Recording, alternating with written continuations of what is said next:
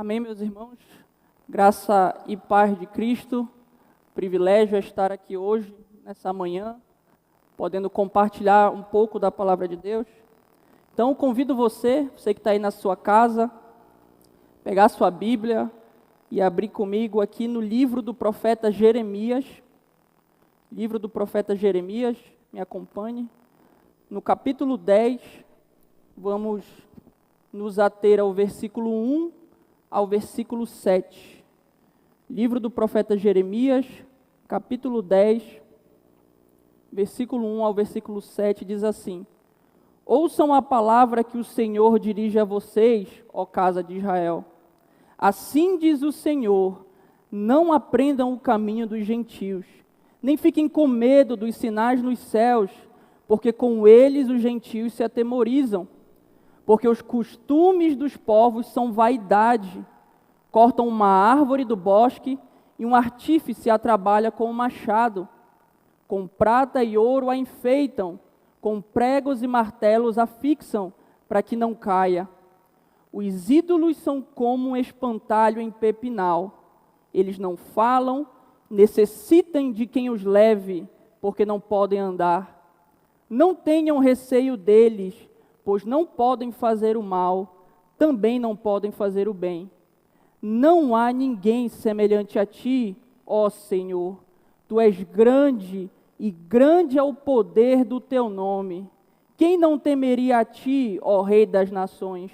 Porque isto te é devido, porque entre todos os sábios das nações, e em todo o seu reino, não há ninguém semelhante a ti. Vamos orar. Senhor, muito obrigado por essa manhã, meu Pai. Muito obrigado, Senhor, pela Tua palavra, que é a Tua revelação a nós, ó Deus. Nos ajuda agora, fala conosco, fala aos nossos corações. Em nome de Jesus, amém. O teólogo e reformador francês João Calvino, ele disse certa vez algo muito impactante e verdadeiro sobre o ser humano. Ele disse: cada um de nós é, desde o ventre da sua mãe, especialista em inventar ídolos.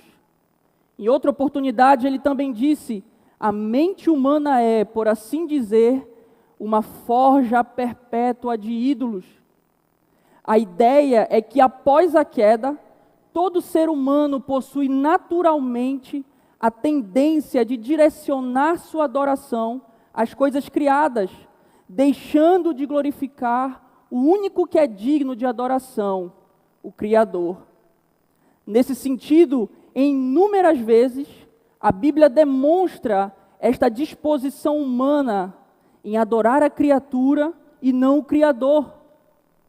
Ao olharmos para a história do povo de Israel, por exemplo, podemos perceber que grande parte dos castigos que eles recebiam era por conta da desobediência aos mandamentos de Deus. Ou seja, a quebra dos termos pactuais da antiga aliança. E dentro disso tudo, também encontrava-se a idolatria a falsos deuses, especialmente aqueles que as nações ali ao seu redor adoravam. Por sua vez, o livro do profeta Jeremias, ele foi escrito ao longo do período do ministério profético de Jeremias, que ocorreu ali durante aproximadamente 5 décadas. Considera-se que esse livro foi escrito durante os anos 627, que é o 13º ano do reinado do rei Josias de Judá, você encontra isso lá em Jeremias 1, 2, até 586 a.C., quando houve a queda da cidade de Jerusalém diante da nação da Babilônia. O tema principal desse livro é a profecia sobre o castigo que viria sobre Judá, mais especificamente, principalmente por causa da desobediência do povo e da idolatria, e futuramente a restauração de Judá. Então, na seção que vai do capítulo 2 até o capítulo 25 aqui do livro, nós vemos a mensagem de Jeremias, especificamente contra a cidade de Judá, a fim de que seus habitantes tomem consciência dos seus próprios pecados e se arrependam. Além disso, o capítulo 10, que é onde está o nosso texto, ele aborda o contraste que Jeremias faz entre os ídolos e o grande Senhor dos exércitos. E é sobre isso que nós veremos essa manhã. Vamos ver de maneira resumida a inutilidade dos ídolos, ao mesmo tempo que veremos a grandeza e soberania do Deus eterno. Em outras palavras, Jeremias vai mostrar o absurdo que é a adoração a ídolos. Quando podemos adorar o verdadeiro Deus soberano e criador de todas as coisas. O primeiro ponto que eu gostaria de considerar com os irmãos é a inutilidade dos ídolos. Está lá no versículo 1 ao versículo 5, vamos ler novamente. Ouçam a palavra que o Senhor dirige a vocês, ó casa de Israel. Assim diz o Senhor, não aprendam o caminho dos gentios, nem fiquem com medo dos sinais nos céus, porque com eles os gentios se atemorizam, porque os costumes dos povos são vaidade. Cortam uma árvore do bosque e um artífice a trabalha com o machado. Com prata e ouro a enfeitam, com pregos e martelo a fixam para que não caiam. Os ídolos são como um espantalho em pepinal. Eles não falam. Necessitam de quem os leve, porque não podem andar. Não tenham receio deles, pois não podem fazer o mal, também não podem fazer o bem. Os versículos 1 ao versículo 5 aqui do capítulo 10, eles mostram o começo da mensagem de Deus por meio do profeta Jeremias, contra a idolatria que estava sendo cometida pelos israelitas. Mas antes de mais nada, precisamos relembrar o que é a idolatria. E de maneira simples e resumida, a idolatria é dar à criatura a honra, a adoração, a dedicação, que são devidas somente ao Criador. Vou repetir, a idolatria é dar à criatura a honra, a adoração, a dedicação, que só é devida ao Criador. Tendo isso em mente, no versículo 1, o profeta começa convocando o povo de Deus a lhe dar atenção, porque ele está trazendo uma mensagem divina. Ele diz: ouçam a palavra que o Senhor dirige a vocês, ó casa de Israel. A partir do versículo 2, começamos a ver o conteúdo da mensagem que o próprio Deus estava falando por intermédio do profeta. Deus, ele é enfático ao orientar o seu povo a evitar as práticas pagãs das nações que os cercavam, assim como a não ficarem com medo ou apreensivos por causa dos resultados daquelas práticas.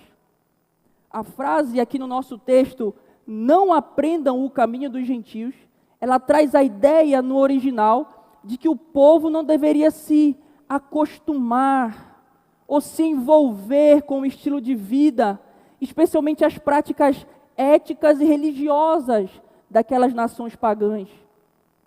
É importante falar também que essa ordem aqui não é nova, muito pelo contrário. Desde o Êxodo, o povo já ouve do Senhor que eles não deveriam fazer isso. Olha o que Deus manda Moisés falar ao povo, lá em Levítico 18:3. Levítico 18:3 diz o seguinte: não procedam como se procede no Egito, de onde vocês moraram, nem como se procede na terra de Canaã, para onde os estou levando. Não sigam as suas práticas.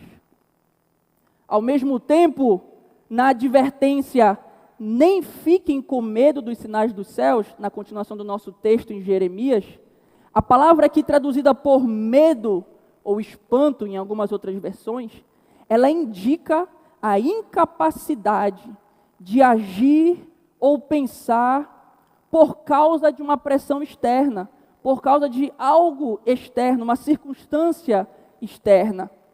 E é dito aqui que quem sente medo desses sinais dos céus, que aí podem ser eclipses, cometas, mudanças de estações de ano, quem sente medo disso eram os pagãos. Resumindo tudo isso que nós acabamos de falar, a ideia aqui do texto é que aquelas nações pagãs que adoravam divindades astrais, como o sol, a lua, eles pensavam que o movimento desses corpos celestes, eles podiam ser interpretados para se conseguir fazer previsões sobre o que aconteceria na terra. Porém, quando esses presságios eram desfavoráveis, os pagãos reagiam com pânico e pavor. Mas esse tipo de crença e esse tipo de resposta para com essas previsões não eram adequadas para o povo do Senhor. O povo de Deus não deveria se envolver com esse estilo de vida e muito menos reagir com pavor ou até mesmo alegria diante dessas previsões. E aí no versículo 3, Deus fala o porquê disso. Porque os costumes dos povos são vaidade. Aqui, costume significa estatutos, ou seja, as ordenanças que as religiões pagãs tinham, possuíam, aquilo que elas deveriam ou não fazer. Só que a avaliação de Deus sobre esses estatutos é que todos eles eram vaidade. E essa palavra é a mesma palavra que Salomão tanto utiliza no livro de Eclesiastes. E significa algo inútil, insignificante, sem sentido. Ou numa linguagem mais literal, numa imagem literal da coisa, como um vapor. Deus está mostrando que apesar de toda a presença física dos ídolos, por meio das imagens que aquele povo carregava, e suas supostas ordenanças, os deuses que esses ídolos representavam não eram nada mais do que um sopro de vento ou um vapor, uma fumaça.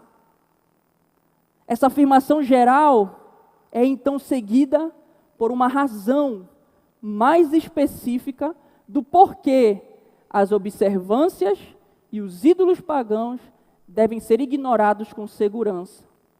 Porque basta imaginar como o ídolo é construído. Corta-se uma árvore qualquer, dessa árvore um artesão dá a forma que ele quer, depois disso ele enfeita com ouro e prata como ele bem entende que é bonito, e para completar, se não fosse suficiente, como diz o texto, com pregos e martelos afixam para que não caiam. Isso revela a nós que os ídolos são passivos em sua origem. Eles são criados com ferramentas humanas e criados por seres humanos. São tão inúteis que é necessário que o homem que os construiu os fixe com pregos para que não caiam. No versículo 5, Deus conclui o motivo do porquê o seu povo não deveria se comportar como os pagãos e nem temer aqueles falsos deuses. Estes ídolos adorados e temidos pelos pagãos não podiam falar, não podiam se movimentar, não podiam fazer o mal e muito menos o bem. Em resumo, não podiam fazer nada. Diante disso, podemos perceber o absurdo que há na idolatria, porque ela volta o coração do homem a confiar em algo inútil, ao invés de confiar em um Deus soberano, que não foi criado, mas que criou todas as coisas. Em outras palavras, Deus é criador, mas os ídolos precisam ser confeccionados. Não se pode atribuir a eles comunicação, poder, fôlego, inteligência, valor, influência, permanência. Jeová, em contrapartida, é eterno, vivo, ativo, poderoso. e se comunica com os seus filhos. Aqui cabe uma aplicação muito importante para nós. A idolatria, que é essa atitude de você atribuir à criatura a honra que só é devida ao Criador, ela não é cometida unicamente quando se adora alguma imagem feita de qualquer tipo de material. O pecado da idolatria é também cometido quando qualquer coisa criada, física ou não, recebe uma devoção maior do que a devoção que eu dou ao Senhor. Sendo mais claro, depositar a nossa confiança, esperança em qualquer outra coisa que não seja Deus é idolatria. Por isso, adorar imagens, prestar culto e atribuir a honra a elas quando uma bênção é recebida é pecado de idolatria. Da mesma forma, uma pessoa que dedica seu tempo e sua energia ao seu trabalho, o famoso workaholic, como fonte de sua esperança, está sendo um idólatra. E o seu ídolo é o trabalho. A pessoa que passa a maior parte do seu tempo pensando no dinheiro, como ganhá-lo, como gastá-lo, por exemplo, e deposita nele a sua confiança para o futuro, essa pessoa está sendo um idólatra. E o ídolo dela é o dinheiro. Um outro exemplo é a pessoa que vive numa busca incessante para ter, entre aspas, o corpo perfeito. Vive na academia, se for preciso faz N procedimentos cirúrgicos, estéticos, tudo com o objetivo de alcançar esse suposto corpo perfeito. Na mente dessa pessoa, apenas quando ela tiver esse corpo, é que ela estará completa. Somente quando tiver esse corpo, é que ela será digna de algo, ou verdadeiramente feliz. Isso é idolatria. E o ídolo dessa pessoa é o seu corpo. Resumindo, um ídolo pode ser um objeto físico, uma propriedade, uma pessoa, uma atividade, um partido político, uma posição, uma instituição, uma imagem, uma ideia, um prazer, um herói. Qualquer coisa que substitua Deus em nossas vidas é um ídolo. Assim, a verdade é que todo ídolo, qualquer que for, qualquer que eu tenha falado, ou que você tenha imaginado, é inútil e insignificante. E é uma loucura dedicarmos a nossa vida a algo que é inútil e insignificante. Ao invés de dedicar todo o nosso ser a um Deus poderoso, bondoso e perfeito, que merece toda a honra e todo o louvor. Por isso eu pergunto nessa manhã, como está a sua vida? Reflita por um momento, não responda de supetão. Peça para Deus sondar o seu coração, para que Ele revele todo tipo de ídolo escondido e que Ele mesmo destrua todos esses ídolos, para que você viva uma vida plena, uma vida de adoração plena ao Senhor. Que Jesus Cristo seja o único alvo da tua confiança e esperança. Que Jesus Cristo seja o único alvo da minha esperança e da minha confiança. O segundo ponto que eu gostaria de considerar com os irmãos é a grandeza de Deus. Vimos a inutilidade dos ídolos, vamos agora ver a grandeza de Deus. Versículo 6 e o versículo 7 diz o seguinte: não há ninguém semelhante a ti, ó Senhor. Tu és grande e grande é o poder do teu nome. Quem não temeria a ti, ó Rei das nações? Porque isto te é devido, porque entre todos os sábios das nações e em todo o seu reino não há ninguém semelhante a ti. Após transmitir as palavras de Deus sobre a inutilidade dos ídolos, Jeremias agora louva ao Senhor e conclui: não há ninguém semelhante a ti. E continua, tu és grande, e grande é o poder do teu nome. Jeremias, em seu louvor, mostra que não se pode colocar o Senhor e os outros deuses nos mesmos termos de referência, para se fazer uma comparação, porque o Senhor é completamente e substancialmente diferente de todos eles. Ao falar que Deus é grande, Jeremias está mostrando que o caráter de Deus e todo o aspecto do seu ser é notável, é incomparável. Quando ele fala que grande é o poder do seu nome, o profeta traz a ideia de um ser forte e com a habilidade de fazer atos de grande poder. Resumindo, a expressão de louvor de Jeremias, ela reconhece que o Senhor é incomparável e a sua força é capaz de realizar maravilhas, enquanto que os falsos deuses, os falsos ídolos, não podem fazer nem mal, nem bem. Diante disso tudo surge a pergunta retórica: quem não temeria a ti, ó Rei das Nações? A ideia de temer aqui não é o medo, mas é a reverência, o respeito. Poderíamos parafrasear essa pergunta dizendo: quem não reverenciaria a esse Deus que não somente é vivo e verdadeiro, mas totalmente poderoso e capaz de realizar a própria vontade? Jeremias continua: porque isto te é devido, porque entre todos os sábios das nações e em todo o seu reino não há ninguém semelhante a ti. Uma aplicação para nós desse texto é que, ao olharmos para esse louvor de Jeremias, ao lermos essa expressão de louvor de Jeremias, precisamos nos perguntar: eu tenho dado a devida reverência ao Senhor? Eu tenho agido de maneira honrosa e reverenciando de maneira digna ao meu Deus? Ou será que eu estou vivendo como aquele povo que temia e respeitava mais ídolos inertes do que o Deus vivo?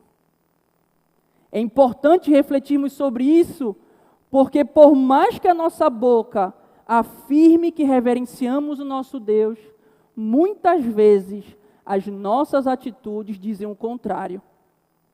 Intelectualmente dizemos que servimos a Deus, mas praticamente muitos de nós agimos como idólatras, como aqueles pagãos do contexto de Jeremias. Se você que ouve essa palavra, você entende que a sua confiança, a sua segurança, elas estão depositadas em qualquer outra coisa que não seja Deus, cuidado, muito cuidado. Jesus Cristo, em seu ministério terreno, ele disse algo muito importante. Ele diz: ninguém pode servir a dois senhores, pois odiará um e amará o outro, ou se dedicará a um e desprezará o outro. Vocês não podem servir a Deus e ao dinheiro. Mateus 6:24. Jesus usa o exemplo do dinheiro, porém o princípio pode ser aplicado a qualquer outra coisa que tente tomar o lugar de Deus no nosso coração. Nenhum de nós, meus irmãos, nenhum de nós pode servir a dois senhores. Ou é Deus, ou é qualquer outro ídolo. Se você percebe, ouvindo tudo isso, você percebe que a sua vida está dessa forma, contrária à palavra de Deus, mas você deseja mudar, mas você sente no seu coração o desejo de mudança, deseja verdadeiramente adorar o Senhor da maneira que é devida, eu tenho uma boa notícia para te dar. Jesus Cristo está pronto para lhe salvar dos seus pecados. Basta unicamente você se arrepender e crer que Jesus pode fazer isso por você. Já caminhando para a conclusão, podemos afirmar que a idolatria é um absurdo, porque ela deposita em coisas inúteis uma confiança que só deve ser depositada naquele que realmente pode fazer a diferença. Nesse momento de tanta idolatria que temos visto, precisamos orar para que Deus transforme essas vidas. Mas, ao mesmo tempo, precisamos olhar para nós mesmos, avaliar se não estamos sendo idólatras também e clamar pela misericórdia do Senhor. Que Deus sonde nossos corações e gere arrependimento em nós. Em nome de Jesus, amém. Vamos orar mais uma vez. Senhor, muito obrigado, Pai, pela Tua palavra. Muito obrigado, Senhor, porque a Tua palavra é boa, é perfeita. Muito obrigado porque a Tua palavra é eficaz, Senhor, é suficiente para a nossa vida, ó Pai. Te pedimos, Senhor, que o Senhor transforme o nosso coração. Revele, ó Deus, todo aquele ídolo que tem se escondido dentro de nós, ó Pai. E tira de nós, Senhor, tudo aquilo que interrompe ou tenta tomar o Teu lugar em nossa vida, ó Pai. Nos ajuda a viver uma vida agradável a Ti, te reverenciando da maneira que é devida. Porque, de novo, Senhor, quem não temeria a Ti, ó Rei das Nações? Fica conosco, nos abençoa e nos guarda. Em nome de Jesus. Amém.